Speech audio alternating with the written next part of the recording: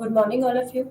My name is Bhatia, and this is a class of BHIC 132, and this is the unit of 6 and 7. BHIC 132, unit 6 and 7. We are going to cover in this 6 and 7 unit about the Kadambas, the Chalukyas, the Kalachuris of Badami, the Cholas, and the Hoyasalas. This is the time period of 9th to 13th century when Gupta's Gupta period was declined at that time, and post Gupta period started at that time. This is the time period when post Gupta period. In this unit, the political developments in the Deccan and the Deep South during the 9th and 13th centuries CE, we will cover this time era. After the weakening of Chalukyas, Rashtrakutas in Deccan, the deep south, new political formations emerged. Later Kadambas, who were the feudatories of Chalukyas, Rashtrakutas, taking advantage of the winning power, established their independent kingdoms at Gopata, means the ancient name of Goa. Banavasi, Hangal. The Cholas re-emerged as a powerful force, almost dominating the region for 4 centuries. At the same time, there was a subtle decline of the Pallavas and Pandyas in the region, giving way to the emergence of Chalukyas of Badami. Hoysalas also took advantage of the situation and emerged prominent and even overran the entire Chera territories and became Kelaswamins. These were the coins they were using at that time, Kadambas. Coins. Because every ruler, after sitting on a throne, he was doing such activities just like minting coins on his name, on his particular symbol. Okay, these were the main theme of that particular period, king and ruler. The Kadambas. The Kadambas initially emerged prominent around Talagunda in the northwestern Karnataka around 345 CE. The center of their political activities was Banavasi region. That is why they are also commonly known as Kadambas of Banavasi. They were absorbed into Chalukyan polity around 6th century CE, and they were became feudatories of Chalukyas and Rashtrakutas. They once again emerged into prominence in the second half of 10th century. Here we are not concerned about early Kadambas. Instead, the focus of our discussion will be medieval Kadambas, who were prominent in the region during 10th to 13th century CE. These were the picture of the ruler of that particular time, and you can see the red portion in the South India. The red portion which was covered by Kadamba. You can see easily Kadambas, south portion.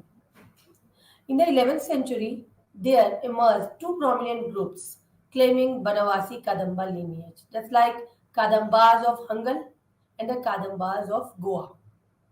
Both claimed the title Panavasi Purva Adirvaswa, suggestive of their claims over the capital Banavasi. The Kadambas of Goa governed from Chandrapura and Gopakapatra, while Kadambas of Hangal retained their base at Banavasi. Means we are talking about Kadambas of Hangal and the Kadambas of Goa. Both were connected to Kadambas. And in 11th century, they both were ruling at that time. In 10th to 13th century, and they maintained their capital. They maintained their economic relation with other cities. Economic relation with other cities. The founder of the Kadambas of Goa was Sheshtha I. The proper history of Kadambas of Goa begins with Govaldeva I and Sheshtha I's son. To him goes the credit of bringing Lamka, South Goa, permanently under his jurisdiction. They finally lost to the Chalukyas of Badami. Means the day after day, they were increasing their districts, they were increasing their areas, they were increasing their empire. And after the increment of their empire, some rivals came and fought with them, and they win at that time. After Kadambas, Chalukyas of Badami came. And now we are talking about kings and his officials of Kadambas. So king was all-powerful, important figure of medieval Karnataka. Was decentralized polities where the king delegated powers to local chiefs. At that time, the chiefs were also played a very important role in the particular empire. The chief who ran almost parallel governments maintained their own administration, setup, and officers. There was a tradition of appointing Yuvraj. At that time, this was the tradition of that particular period. Jaya Kesi I assumed the title of Konkan Disha, Konkana Chakravarti, and Paschim Samudra Hiswara. These were the titles which were adopted by the officials kings. You can see in map, this is a particular region where the Banavasi were lived at that time. Kadamba of Banavasi in south, in Maharashtra. Govala II had his own Mantri Parishad. In an inscription of 1054 CE, Veer Vardeva, Veer Varma Deva is described as Maha Mandeleshwara. These were the titles which were adopted by the kings and officials, which were adopted by the kings. And at that time, if a king visit at that particular time, then they give them a particular title. If of that particular period, when they visit of that particular site, specific functionaries of the court officials like Manvargidar, Tantrapala, Pradhana, Tambula. These were the titles which were adopted by that particular. Regions were divided into Vaishyas, administered by Manyas. The lowest unit, that is the village, means Gram, governed by Gramamukhya, Urodaya, Govonda. They maintained their own army and performed judicial functions. Margins also were very important members of that particular assemblies. Means they were talking about Vaishyas. And what was the economical and trade condition of that particular Kamal Kadambas? Agriculture was the main the main occupation of that particular time. Trade also, trade and agriculture, they both formed the backbone of the economy. Means they both things were very important at that particular time, and these were known as the backbone of that economy. References of Tribhoga, Saryamsa, and these were the references which suggest presence of land holdings by individuals, because the individuals hold the lands and religious groups also hold the land at particular time. Kadamba rulers provided liberal grants to Jainas and Shaivas, means Jaina monks and Shaivas. Shiva, the follower of devotee of Shivas. Zhuanzhang and Fazia, they both were the travelers, foreign travelers who came to India at that particular time. This is the name Zhuanzhang. Zhuanzhang attests to presence of the number of Buddhist monasteries and the mosques at Banavasi. Kadambas owed their prosperity largely to their maritime activities. The capital of Kadambas of Goa, Chandapur, was an important maritime center. Their important port, Ganadevi, had contacts with East African coasts, means they connected with each other. Kadambas means they are connected to Maharashtra or South area, and they are connected for trade with African coast. Jayakesi was assuming the title of Paschim Samudra Shiva, Lord of Western Ocean, means the ocean, the part of the ocean connected to a particular king that was given name or title to that particular ruler. One also finds strong presence of Arab merchants in the region. Guhal Deva was saved by Madhumada Ali, an Arab merchant during his pilgrim voyage to Somnath. Ali's son Sadhana even received land grants, held administrative posts, and built a mosque also. Masjid. Chalukyas of Badami. When Pallavan king Simha Vishnu was busy expanding his territories, it was almost about the same time the Chalukyas of Badami started ruling in North Karnataka with Badami as their capital. The founder, Pulkeshin I, converted the hill near Badami into a strong fortress and launched his expansionist activities. The territory of Kadambas of Banavasi towards the south and that the Mauryas of Konkan on the west were soon conquered and annexed to their growing territory of Kirti Varman I. It was, however, in the region of Pulkeshin II that the Chalukya territory expanded to a large extent. The Ganga rulers of South Karnataka and the Alps of West Coast were made their subordinates. That's why, more or less, the whole of Kannada speaking area was brought under one roof. In the north of the army went beyond the Narmada River to Malwa in southern Gujarat, where the Latas, Malwas, Gurjars became submissive.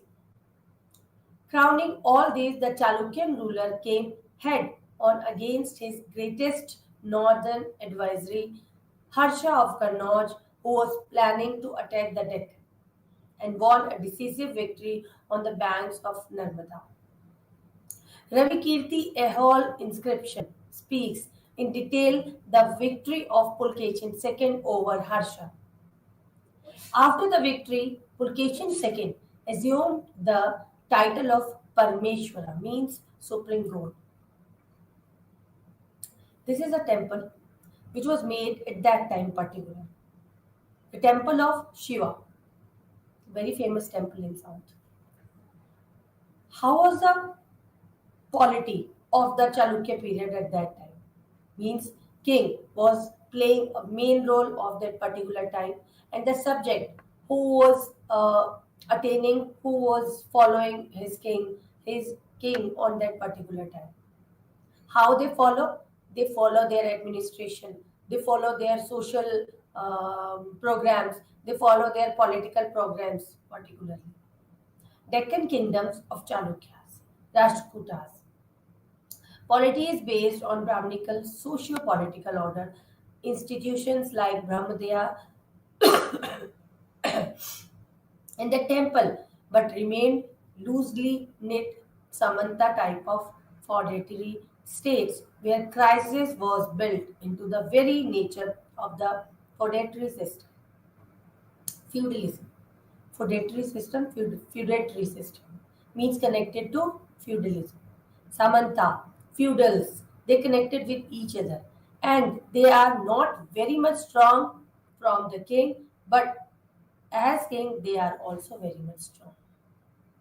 With ranking among the chiefships and the authority structure in which the scale could easily be titled by one or the other chiefship with military capability.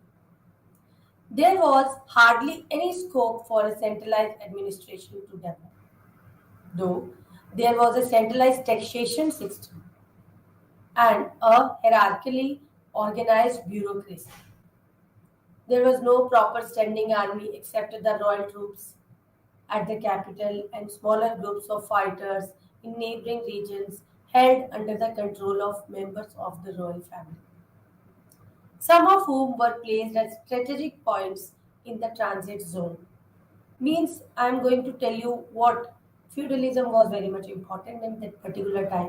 Samantas were also important at that particular time because if Samantas, feudalism, and feudals they they unite themselves against the king. If king is not following the orders and the advice given by the bureaucrats, given by the feudals, and if king is not following at the particular advisings, and the samantas and the feudals, they both uh, they can um,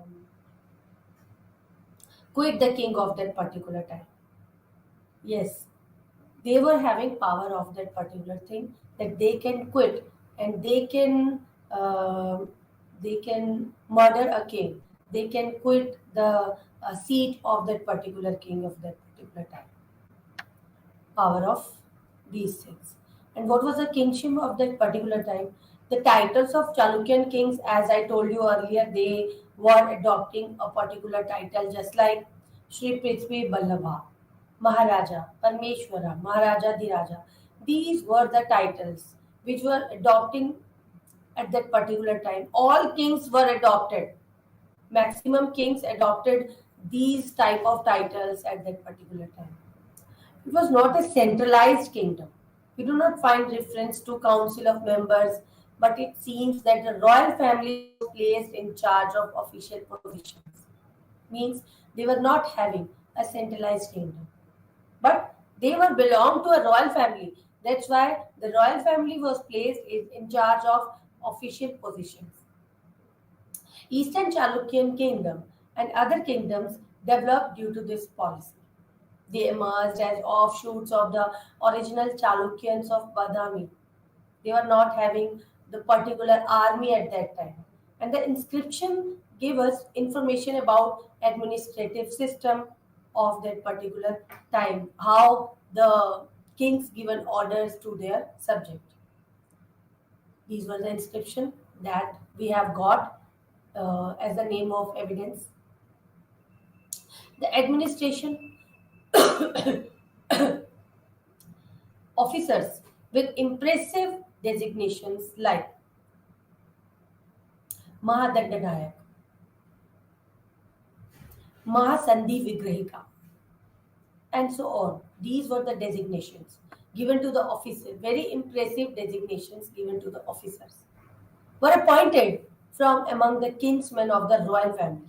Means they were appointed from the royal families also, even from among the lesser chief and feudatories.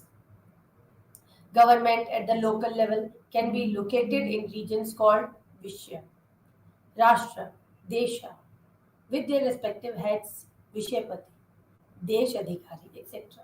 They were given title and the Deshas were given these names.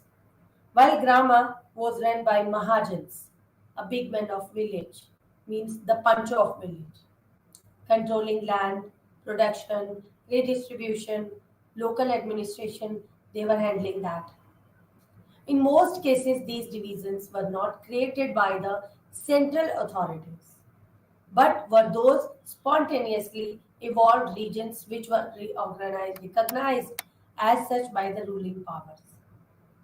The central of power shifting according to the change of dynasties, which acquired a very much control over certain core regions and territories. Means the chiefdoms also play a very important role, as well as king play a very important role for the central power. King play a very important role, and for the village headmen play a very important role, and the officials also play a very important role, and feudals also. And these all things were run by Brahmanical order and institutional means. I will tell you again. Uh, the Cholas. We have talked about Chalukyans. We have talked about Kadambas. Now, Cholas.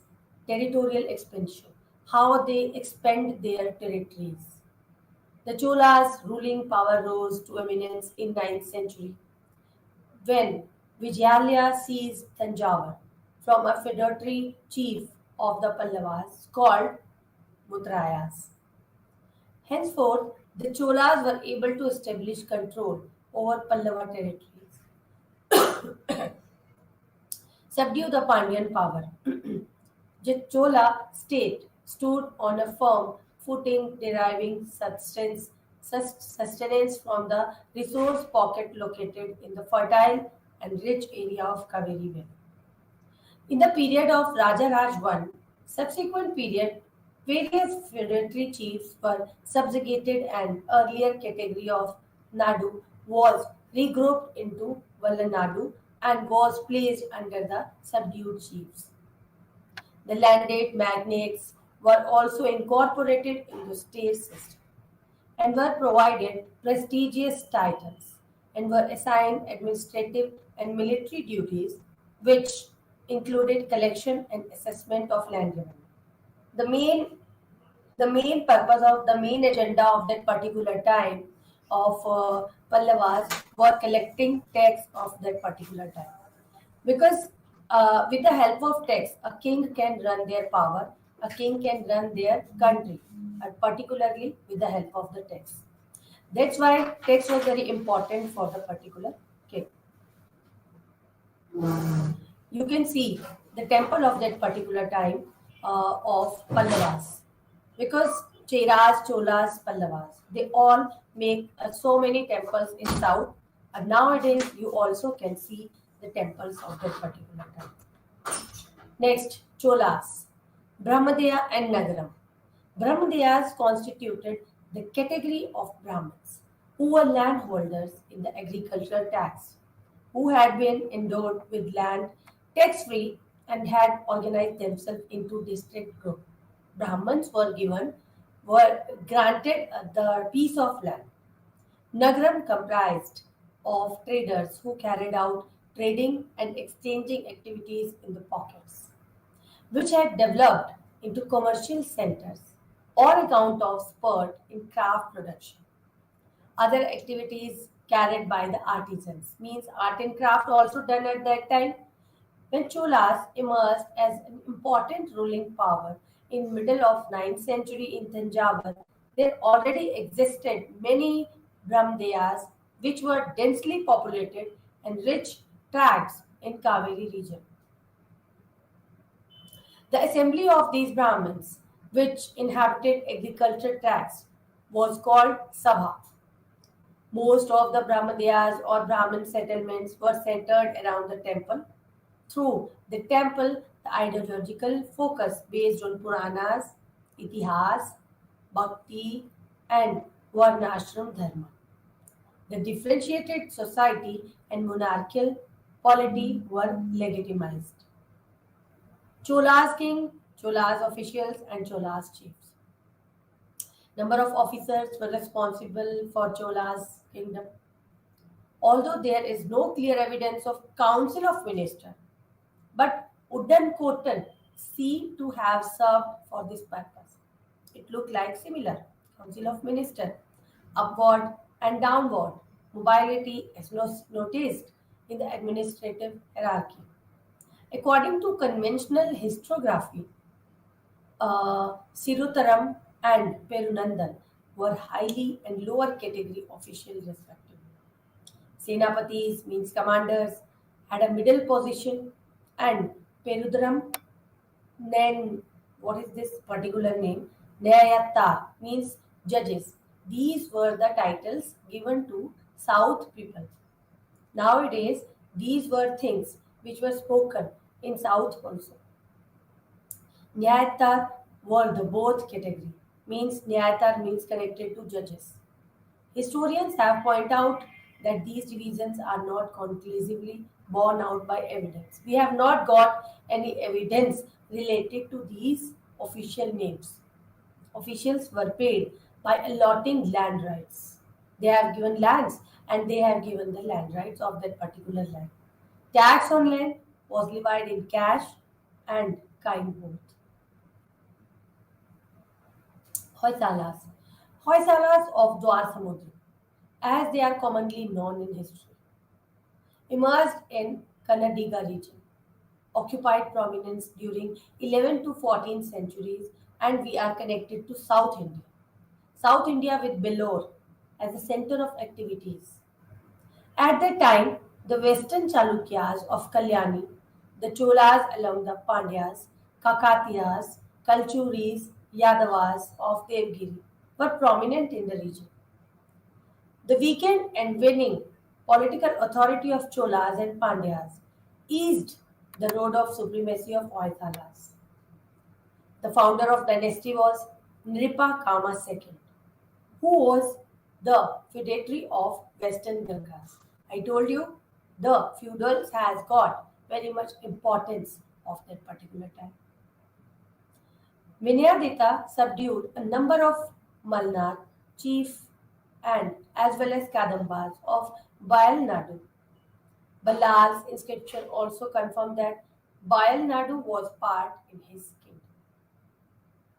Very typical names you can take in this time period, but these were not that much important. But important thing is this: Hoysalas, Cheras, Cholas, Pandyas, Kalchuris, they have run at that time, 9th to 13th century, 14th century. King King's duty was to restrain the evil and to protect the good. This was the main duty of the particular king. He was supreme authority, final court of appeal. All matters pertaining to justice were personally administered by the king. In Hoysala kingdom, crown, queen occupied special administrative authority. This is a different thing in this Hoysala kingdom. They had separate ministers and stewards, even at times lead military campaigns. Earlier, they were not having military campaigns, but in Hoysala, they are having military campaigns. They were uncrowned queens as well who hardly enjoyed any powers of such nature. Yuvraja, Yuvraj, was heir parent, second in command, and often appointed as governor. Means after king, Yuvraj was declared at that particular time. In that capacity, he was not superior to Dandanayakas. Mandaleswaras were subject princes. At one point of time, were independent or else were earlier feudatories of Chalukyas, Rashtrakutas. Their position was almost equal to crowned queens. You can see the temples of that particular time. How they carved the stones and how they carved beautifully, very much beautiful temples they have made at that time. Land revenue was the main source of income of that time. Land revenue, main source of state income. Land tax was usually collected in kind. Permanent land revenue, revenue settlement was known as Siddhaya, which varied from 1/6 to 1/7 the gross produce. Okay, 1/6 to 1/7 of the gross produce means on total produce. Land was measured in Kadambas, varied from place to place. Besides land revenue, the list of burden of tax upon the commoners appears to be endless. Trade, merchants, and the state. How they trade, how they commerce with each other. Trade and commerce, very important source of income of Hoysala state. Tax on merchants was usually collected in tax, in cash. State was largely dependent on merchants for the supply of arms, elephants, horses, precious and luxury items. That developed a greater interdependence between the two.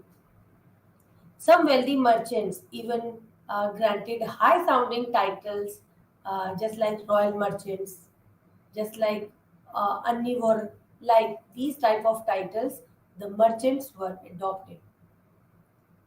They had contacts with Anga, Wanga, Kalinga, Kashmira, Singhala, and Chakragota, connected merchants.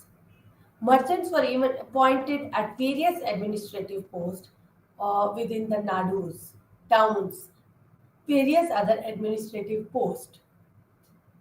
In 1145 CE, Bellaru inscription records the death of the Nayaka, Nagarasiddhi, in the Battle of Siege. This unit has dealt with political formation 9th to 13th century.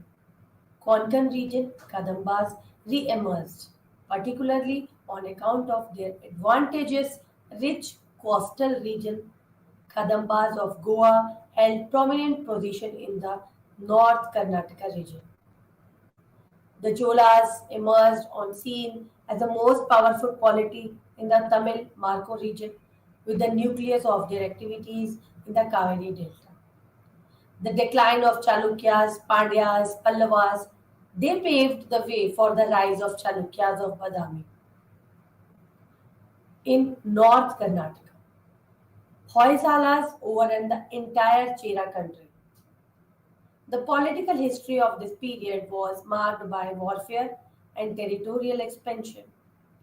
Simultaneously, it also led to migration of people, resulting in agrarian expansion. If the expansion of agriculture will expand the people of that particular area, they migrate to that particular place just because of in search of food, in search of jobs. State as well as local officials paid special attention towards irrigation, constructed a number of tanks and the wells.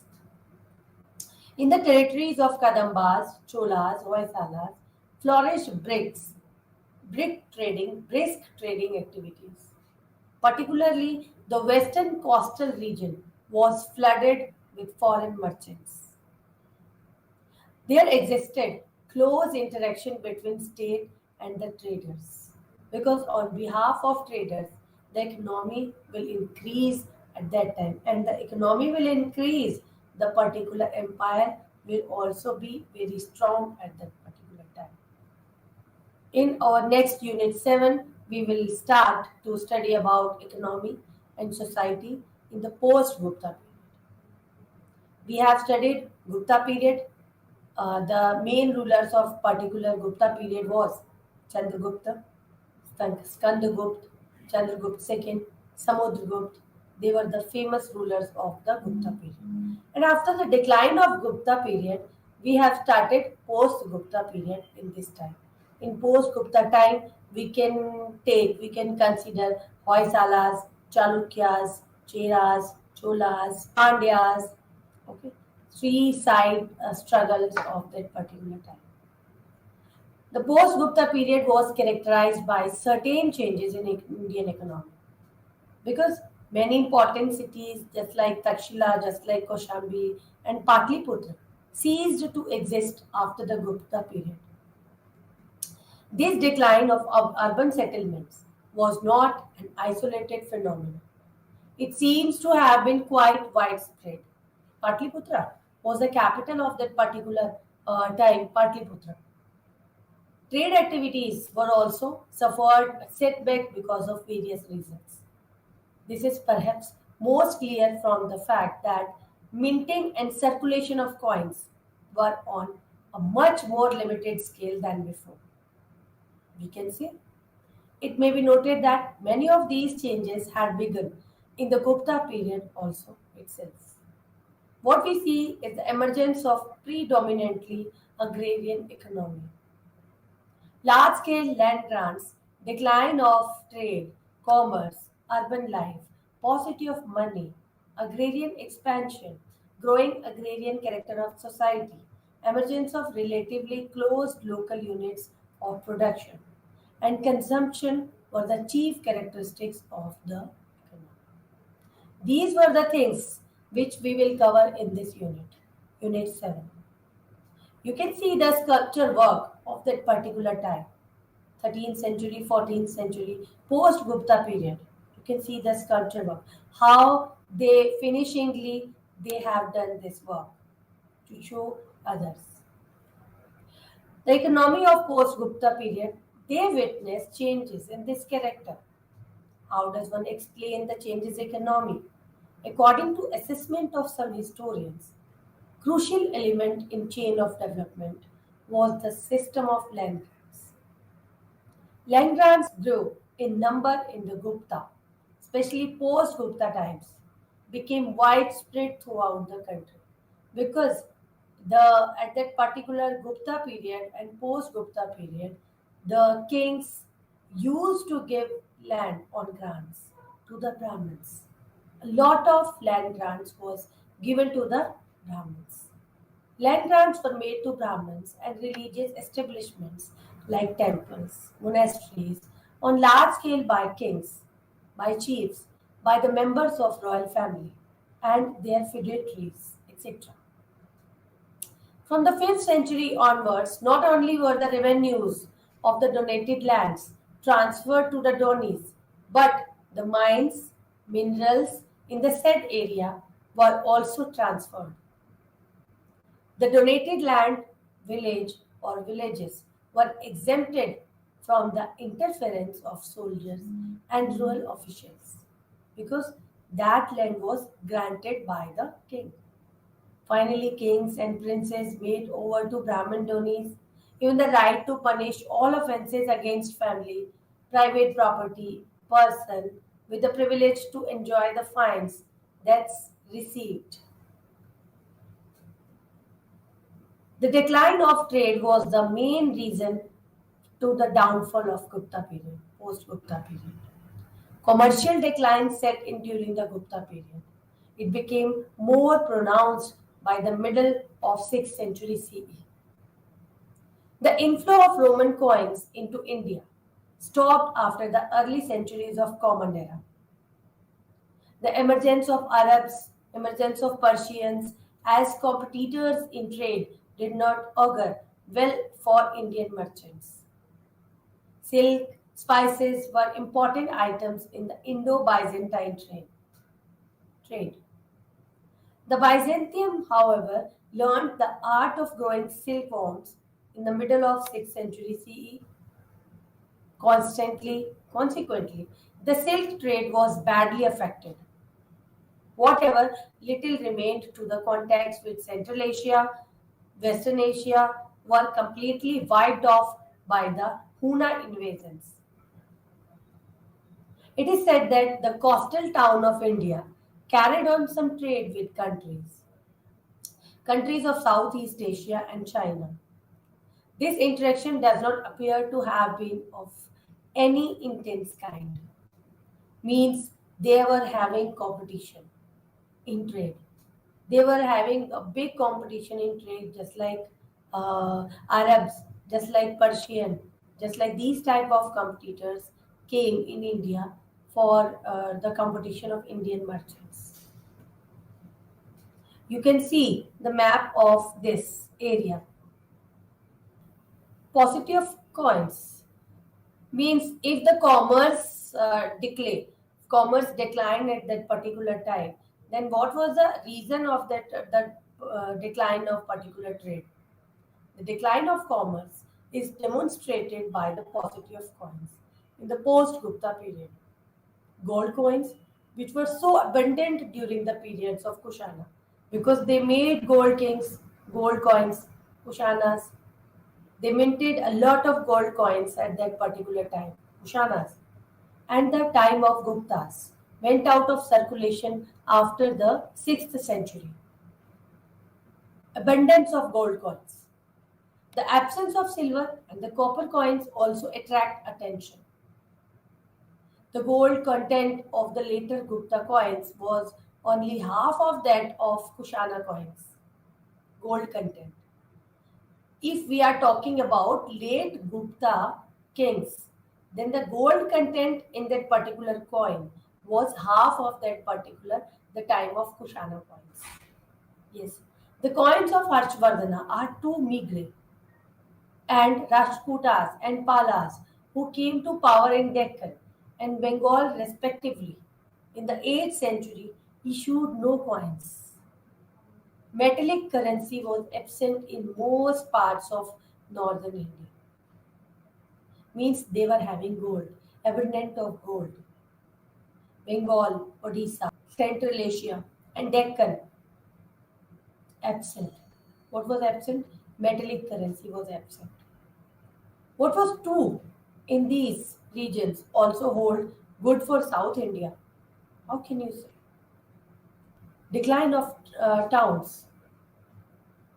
We have talked about the evidence of gold coins and the absence of other metal coins.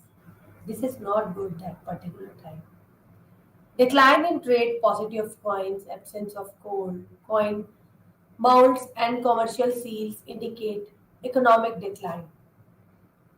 The pre-Kushana and Kushana towns in northern India and these associated with the Satavahanas in the Deccan began to decay from the middle of the 3rd or 4th century. What was true of northern India, Malwa, and the Deccan was equally true of southern India. The sites such as Sangol, Hastinapur, Ataranji Khera, Mathura, Sonk, Shravasti, Koshambi, or Kheradi and Chiran and Tamluk, etc. These were the places in the upper and middle Gangetic plains experienced a decline. They were early prosperous centers. Early prosperous centers such as Ujjain, Nagar, Pauni, Ter, Bokardan, Nasik, Pathan, etc. They spread over Rajasthan, Madhya Pradesh, Gujarat, Maharashtra. They witnessed similar trends. Arikamedu in Tamil Nadu, Sadhwana urban centers in Andhra Pradesh. Karnataka were no exception to this phenomenon. The second phase of urban decay set in after the 6th century, and these centers seized to the towns, therefore. Means the states were having decline power. These, which I have given the name in this particular PPT, that these states, these towns were declining at that time. This was also the reason behind the decline of trade.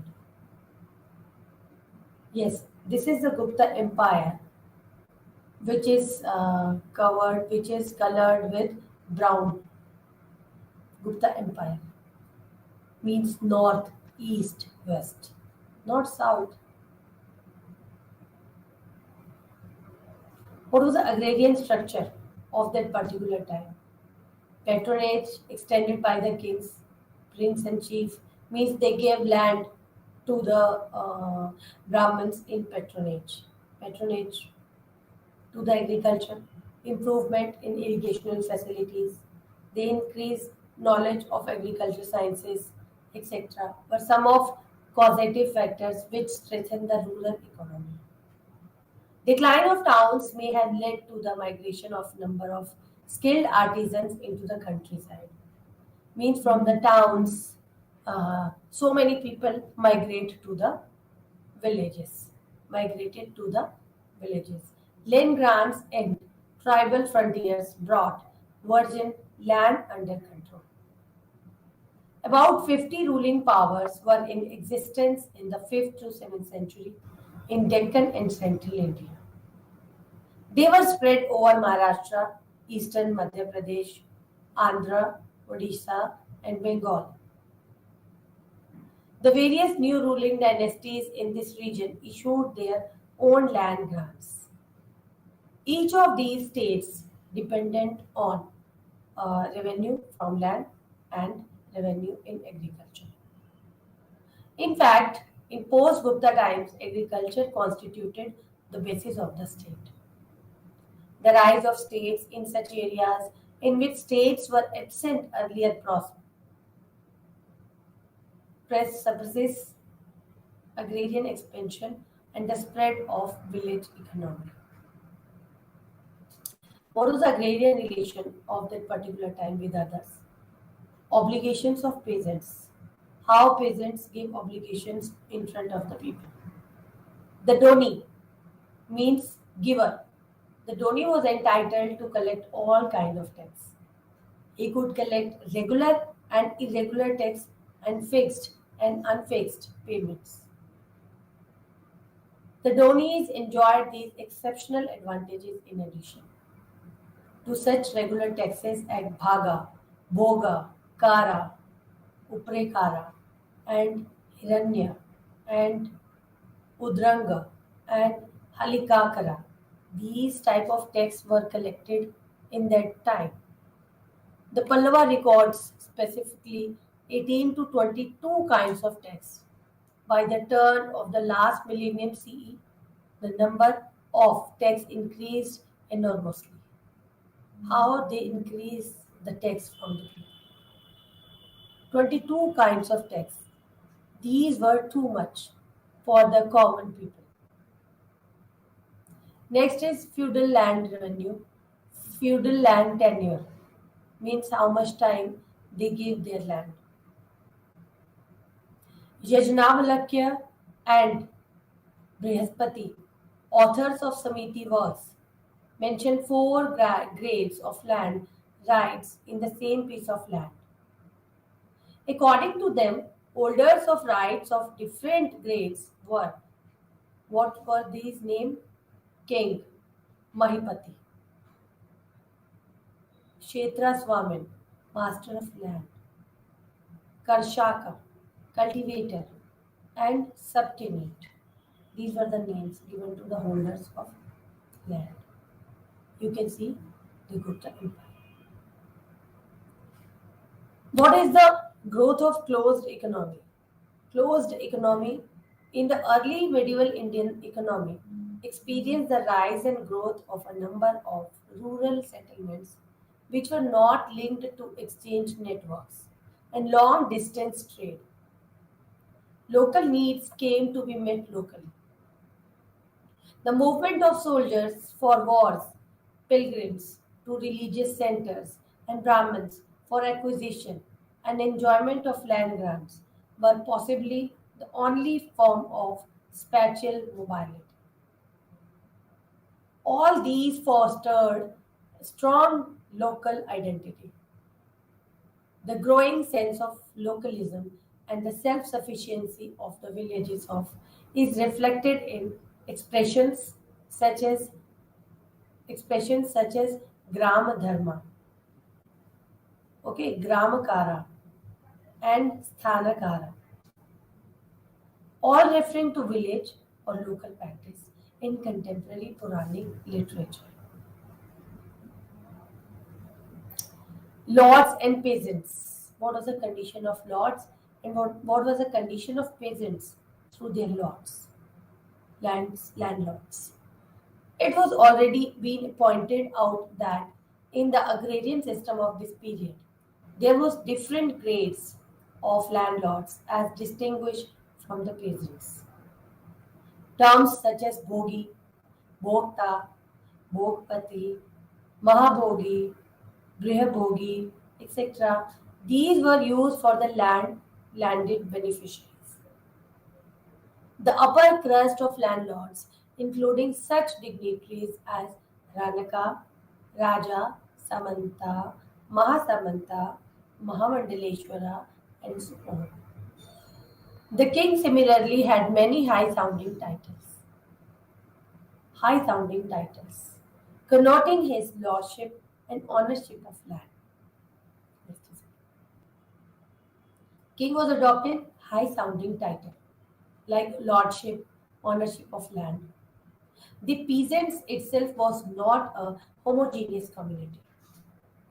They were known by various names such like Karshaka, Krishiwala, Kinasak, and Kshetrajivi, Halika, Ardhasiri, Ardhika, Kutumbi, and Burnika Arshaka, among others.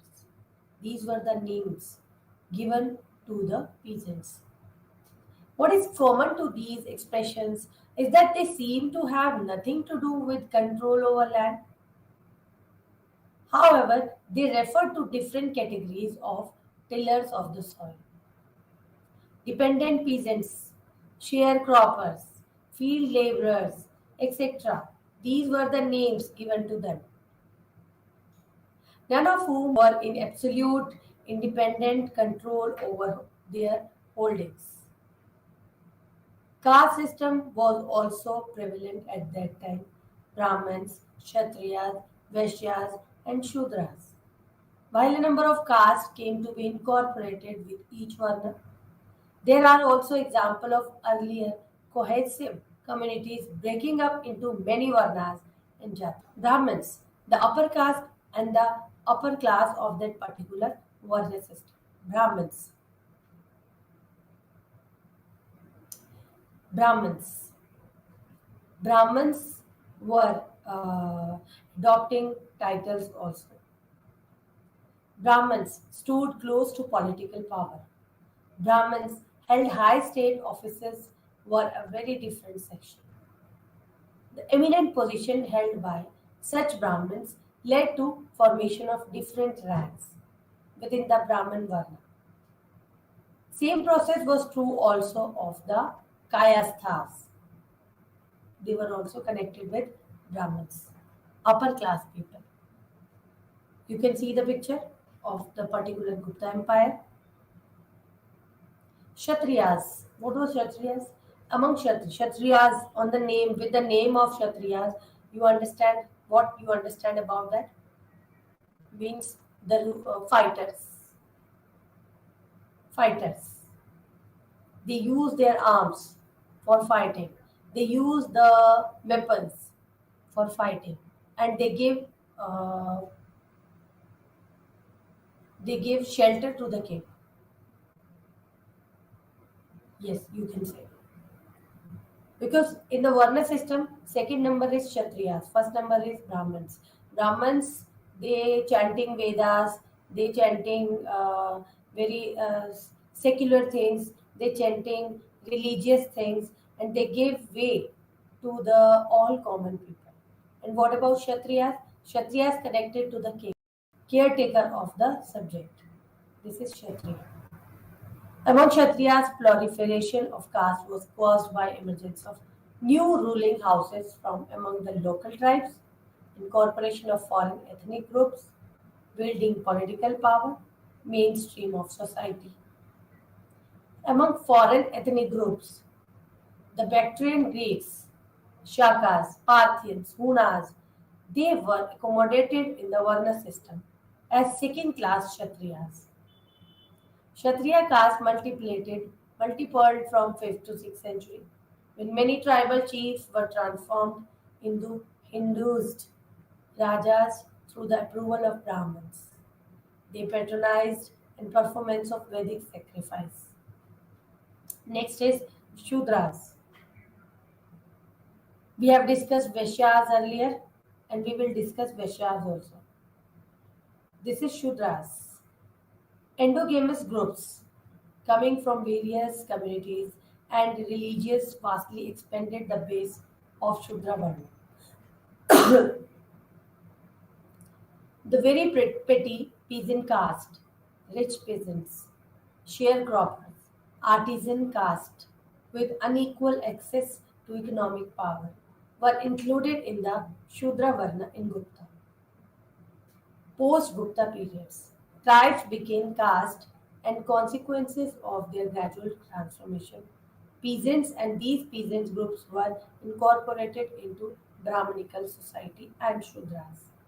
Means Brahmins and Kshatriyas are pet, but in Shudras, so many castes were there prevalent over there who were not in Shudras. Like Kayasthas community was a product of socio-economic forces of the time. Land grants involved the transfer of land revenue, land to Brahmins, religious establishment, officials. This difficult job was carried out by a class of writers who were known variously as Kayastha, Karna, Karnika, Pushtapala, etc. Kayasthas were similar to Brahmins. Untouchable. The impure activities which were done by the people who were known as untouchables. Untouchables were not in Shudras and the Chandalas were not in Shudras. They connected themselves jati, in other jatis, yes, you can say. By the turn of first millennium CE, fishermen, butchers, executioners, scavengers, they appear as untouchables.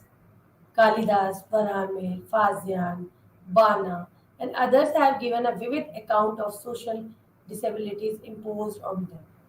Chandalas and untouchables, they were maintained themselves in and one another uh, in other community, in other jati. Craft person also play a very important role at that time. Craft connected to the guilds, and the guilds play a very important role, just like painter, barber, and the garland maker, goldsmith. They were also a craft person, and they connected themselves into different castes. Decline of these social status of Shudras. These were the very much decline in a very decline situation. They were not uh, behaving like a good manner. Shudras was in a very bad condition.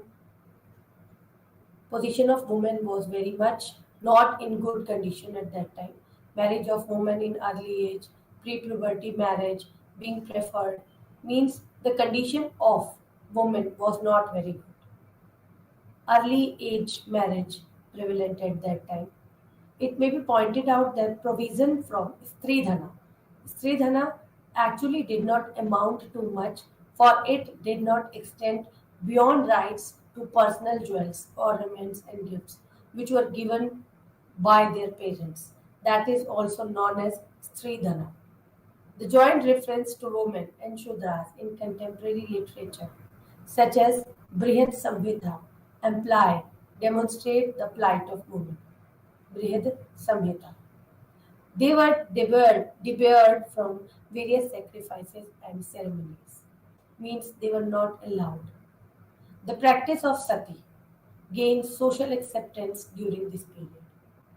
The change of women's gotra upon marriage can be dated to period after 5th century. At the time of marriage, they changed their gotra. These were the evils prevalent at that time, and now we are going to summarize this topic. We have studied a lot of about these things, the Gupta period and the post-Gupta period, and we have studied about the administrative system. We have studied about arrival and departure. We have studied about trade. We have studied about tribals.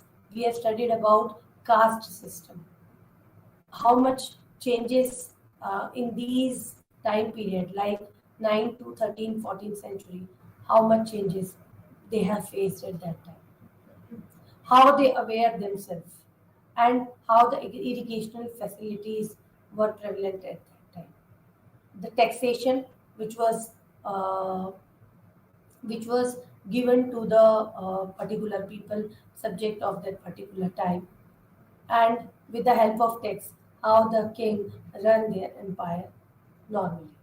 These were the things which we have covered at that time.